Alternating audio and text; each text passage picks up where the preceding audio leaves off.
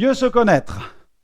Dans l'épître de Paul aux Colossiens, chapitre 3, versets 23 à 24, nous avons un conseil de l'apôtre qui nous dit « Tout ce que vous faites, faites-le de bon cœur, comme pour le Seigneur et non pour des hommes, sachant que vous recevrez du Seigneur l'héritage pour récompense. Servez Christ, le Seigneur. Amen. Amen. » Vous l'avez certainement remarqué, trop de gens agissent dans le seul but de plaire aux autres. Quel dommage de limiter ainsi son potentiel. Le réduire, c'est restreindre aussi les possibilités de voir le Seigneur agir dans votre vie. Alors ne vous limitez pas, ne passez pas à côté de ce que le Seigneur a projeté pour votre vie. Beaucoup ne prennent pas le temps de s'arrêter pour réfléchir sur leur conduite. Si vous avancez avec des œillères, vous ne pourrez jamais exploiter votre potentiel au maximum. Un champ de vision réduit engendre un champ d'action réduit. Ce désir, chez une personne, de vouloir plaire aux autres en permanence peut s'avérer néfaste car il peut finir finalement par contrôler tous ses choix et toutes ses décisions.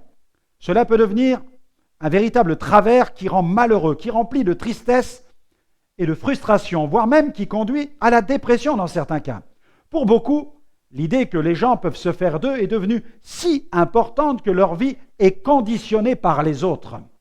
Ce regard porté exerce une influence négative qui affecte leurs pensées, leurs actions et même leurs paroles. C'est pourquoi se connaître davantage devient extrêmement important, car mieux se connaître va permettre de trouver plus facilement sa place et de mieux exploiter ses dons et ses talents. Cela conduit surtout à servir Dieu avec plus de plaisir, et le plaisir est excellent pour l'épanouissement.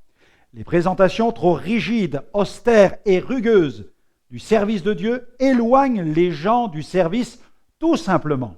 N'oublions jamais qu'il n'y a rien de plus exaltant que de servir le Dieu créateur du ciel et de la terre. Servir Dieu devrait être perçu comme quelque chose d'unique, d'incomparable, de grand, de merveilleux. Attention, je ne dis pas qu'il n'y a que du positif dans le service et qu'il n'y a pas de difficulté.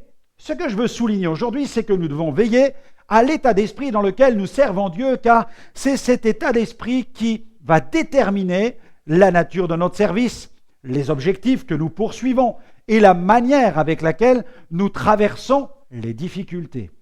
Sachez-le, l'épanouissement dans l'œuvre de Dieu n'est pas interdit. Alors je vous recommande une prière pour aujourd'hui. Seigneur, je reconnais que j'accorde plus d'importance à ce que pensent les autres qu'à ton plan parfait pour ma vie. Pardonne-moi et aide-moi à me voir tel que tu me vois, afin que je te serve de tout mon être, quelles que soient les tempêtes que je traverserai. Au nom de Jésus, Amen.